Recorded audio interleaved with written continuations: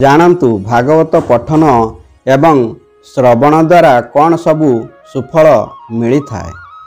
ବନ୍ଧୁଗଣ, ଭାଦ୍ରବ ପୂର୍ଣ୍ଣିମା ତଥା ଭାଗବତ ଜନ୍ମ। ପୌରାଣିକ କଥା ଅନୁସାରେ ମୃତ୍ୟୁ ଭୟରୁ ରାଜା ପରୀକ୍ଷିତଙ୍କୁ ଉଦ୍ଧାର କରିବାକୁ ଶୁକମୁନି ତାଙ୍କୁ ଭଗବାନ ଶ୍ରୀକୃଷ୍ଣଙ୍କର ଯେଉଁ ଅମୃତ ଆଖ୍ୟାନ 7 ଦିନ ଧରି ଶୁଣାଇଥିଲେ ତାହା ହେଉଛି ଶ୍ରୀମଦ୍ ଭାଗବତ ଗୀତା।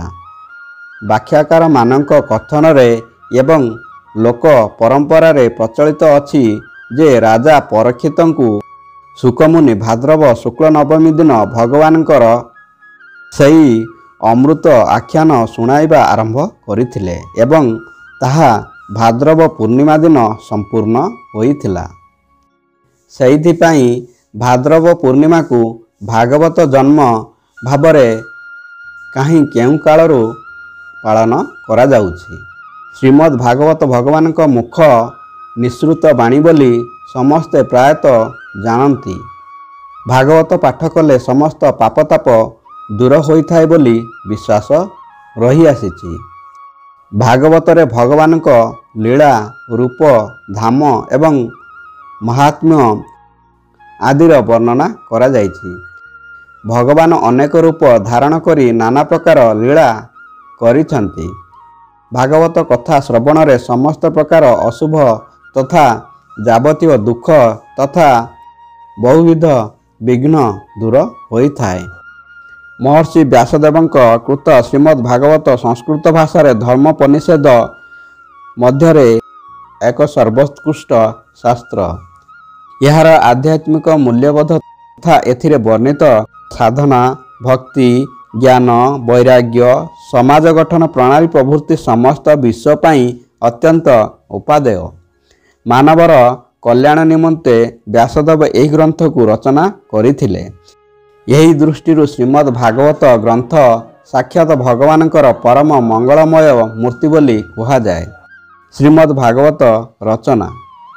ଦିନେ ବ୍ୟାସଦେବ ଅନ୍ୟମନସ୍କ ଭାବରେ ବସିଥିଲେ। ତାଙ୍କ ପାଖରେ ପହଞ୍ଚିଥିଲେ ନାରଦ ମୁନି। ନାରଦ ମୁନି ବ୍ୟାସଦେବଙ୍କ ମୁହଁକୁ ଦେଖି ପଚାରିଥିଲେ, ତୁମ ମୁହଁ ଦେଖିଲେ ମନେ ହେଉଛି ତୁମେ ଦୁଃଖରେ ଅଛ। ବେଦ ପୁରାଣ ମହାଭାରତ ଭଳି ମହାନ ଗ୍ରନ୍ଥ ଯିଏ ରଚନା କରିଛନ୍ତି ତାଙ୍କଠାରୁ ଆଉ କିଏ ମହାନ ଅଛନ୍ତି? ସେତେବେଳେ ନାରଦ ମୁନିଙ୍କ କଥା ଶୁଣି ବ୍ୟାସଦେବ କହିଲେ, ହଁ ମୁନିବର, ତୁମ କଥା ଅନୁସାରେ ମୁଁ ବହୁତ ଦୁଃଖୀ।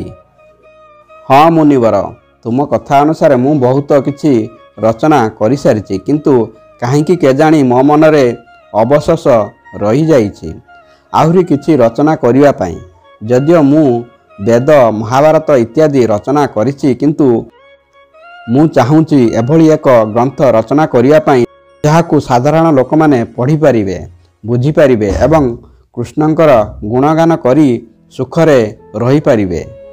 ସେତେବେଳେ ନାରଦ ମୁନି ଏବଂ ବ୍ୟାସଦେବ ଉଭୟ ଆଲୋଚନା କରି ସ୍ଥିର କଲେ ଭାଗବତ ନାମକ ମହାନ ଗ୍ରନ୍ଥ ରଚନାର କଥା। ତାହାପରେ ବ୍ୟାସଦେବ ଆରମ୍ଭ କରିଥିଲେ ଭାଗବତ ରଚନା ଏବଂ ତାକୁ ଖୁବ୍ ଶୀଘ୍ର ସାରିଥିଲେ ମଧ୍ୟ। ଭାଗବତ ମହାପୁରାଣରେ ଜନ୍ମ ମୃତ୍ୟୁ କଥା କୁହାଯାଇଛି। ଜନ୍ମ ମୃତ୍ୟୁ ଚକ୍ରରୁ ମୁକ୍ତି ପାଇବାକୁ ନିର୍ବାଣ, ମୋକ୍ଷ ବା ସ୍ୱର୍ଗପ୍ରାପ୍ତି କୁହାଯାଏ।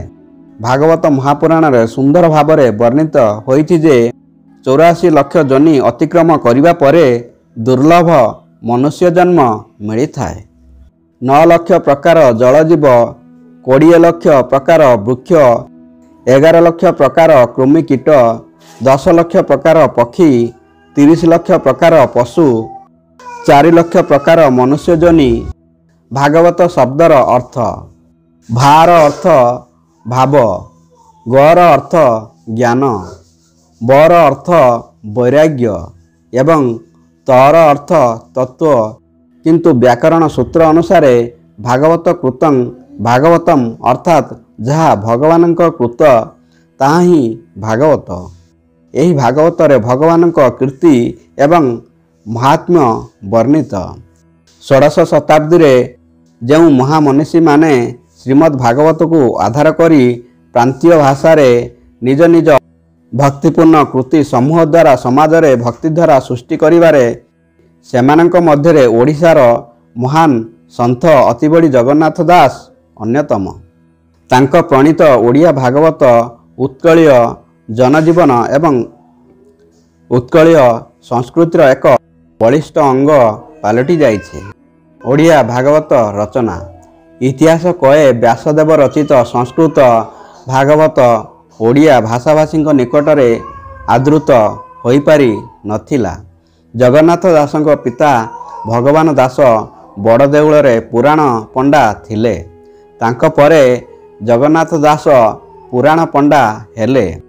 ସେ ସଂସ୍କୃତ ଭାଗବତକୁ ସରଳ ଭାଷାରେ ବୁଝାଇ ଦେଉଥିଲେ। ଜଗନ୍ନାଥଙ୍କ ବୋଉ ଓଡ଼ିଆ ଭାଷାରେ ପଦ୍ୟ ରୂପରେ ଶୁଣିବା ପାଇଁ ପୁଅକୁ ନିର୍ଦ୍ଦେଶ ଦିଅନ୍ତି। ବିଧବା ମା ବାର୍ଦ୍ଧକ୍ୟର ପୁଣ୍ୟ ସଞ୍ଚୟ ଆଶାରେ କୃଷ୍ଣଚରିତ ଶୁଣିବାକୁ ଆଶାୟୀ ହେବାରୁ ଜଗନ୍ନାଥ ଦାସ ଜନନୀର ଅଭିଳାଷ ପୂରଣ ନିମନ୍ତେ ପଦ୍ୟାନୁବାଦ ଶୁଣାଇବାକୁ ଲାଗିଲେ।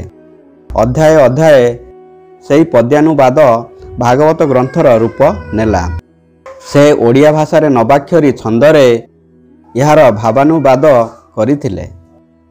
ଏବେ ବି ଶ୍ରୀ ଜଗନ୍ନାଥଙ୍କ ମନ୍ଦିର ବେଢ଼ାରେ ନୀତି ଭାଗବତ ପାଠ ହୁଏ ଏବଂ ଭକ୍ତଗଣ ଶୁଣିବାକୁ ଆସନ୍ତି। ଓଡ଼ିଶାର ପୁରପଲ୍ଲୀରେ ଭାଗବତ ଜନ୍ମକୁ ବେଶ୍ ଆଡ଼ମ୍ବରର ସହ ପାଳନ କରାଯାଏ। ଏହି ମହାନ ଧର୍ମ ଗ୍ରନ୍ଥକୁ ସ୍ୱୟଂ ଭଗବାନଙ୍କ ବିଗ୍ରହ ମନେକରି ଆଜି ମଧ୍ୟ ଘରେ ଘରେ ସମସ୍ତେ ପୂଜା କରୁଛନ୍ତି। ଏହା ହିଁ ଉକ୍ତ ଗ୍ରନ୍ଥର ମହାନତାର ପ୍ରମାଣ। ଭାଗବତରେ ଅତିବଡ଼ି ଜଗନ୍ନାଥ ଦାସ ମନୁଷ୍ୟ ଜନ୍ମକୁ ପ୍ରଶଂସା କରିଛନ୍ତି। ଅନେକ ଜନ୍ମ ତପ ଫଳେ ମନୁଷ୍ୟ ଜନ୍ମ ମୋହିତଳେ। ଦୁର୍ଲଭ ମନୁଷ୍ୟ ଜନ୍ମ ପାଇ କିମ୍ପାଇ ହେଉ ଭ୍ରମ। ସର୍ବ ଶରୀର ମଧ୍ୟେ ସାର ଦୁର୍ଲଭ ନର କଳେ ବର।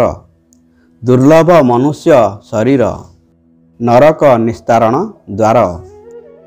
ଜଗନ୍ନାଥଙ୍କର 16 କଳା ମଧ୍ୟରୁ ଶ୍ରୀକୃଷ୍ଣ ଏକ କଳାରେ ଅବତାରୀ ହୋଇଛନ୍ତି। ସେହି ଗୋଟିଏ କଳାକୁ ପୁଣି 16 କଳା କରି ତହିଁରୁ ଏକ କଳା ଅର୍ଜୁନଙ୍କୁ ପ୍ରଦାନ କରିଛନ୍ତି ଏବଂ 15 କଳା ଘେନି ନିଜେ ଗୋପ ମଥୁରା ତଥା ଦ୍ୱାରିକା ଆଦି କ୍ଷେତ୍ରରେ ଚିରନ୍ତନ ଲୀଳାମାନ ସମ୍ପୂର୍ଣ୍ଣ କରିଛନ୍ତି। ଜଗନ୍ନାଥ ଦାସଙ୍କ କୃତ ଓଡ଼ିଆ ଭାଗବତ 12 ସ୍କନ୍ଧରେ ବିଭକ୍ତ ଏବଂ ପ୍ରତି ସ୍କନ୍ଧ 10ରୁ 30ଟି ଅଧ୍ୟାୟରେ ବିଭକ୍ତ ହୋଇ ଏଭଳି ରଚିତ ଯେ ପ୍ରତିଦିନ ଗୋଟିଏ ଗୋଟିଏ ଅଧ୍ୟାୟ ପାଠ କଲେ ଏହା ଠିକ୍ 1 ବର୍ଷ ବା 365 ଦିନରେ ସମାପ୍ତ ହେବ। ଭାଗବତ ପ୍ରତି ଓଡ଼ିଆ ଘରେ ସନ୍ତାନ ଜନ୍ମ ହେବା ଏନ୍ତୁଡ଼ି ଶାଳରେ ମୁର୍ମୂଷର ସେଜ ପାଖରେ ପଢ଼ାଯାଏ। ଆଗରୁ ବସନ୍ତ ମହାମାରୀ ହଇଜା ଏବଂ ଗ୍ରାମର ଅନିଷ୍ଟ ଆଶଙ୍କା ଭୟରେ ଭାଗବତ ପାଠ କରାଯାଉଥିଲା। ଜଗନ୍ନାଥ ଦାସଙ୍କ ଭାଗବତରେ ମୂଳ ସଂସ୍କୃତ ଭାଗବତର ମଙ୍ଗଳାଚରଣ ସ୍ଥାନ ପାଇବା ଦେଖିବାକୁ ମିଳେ।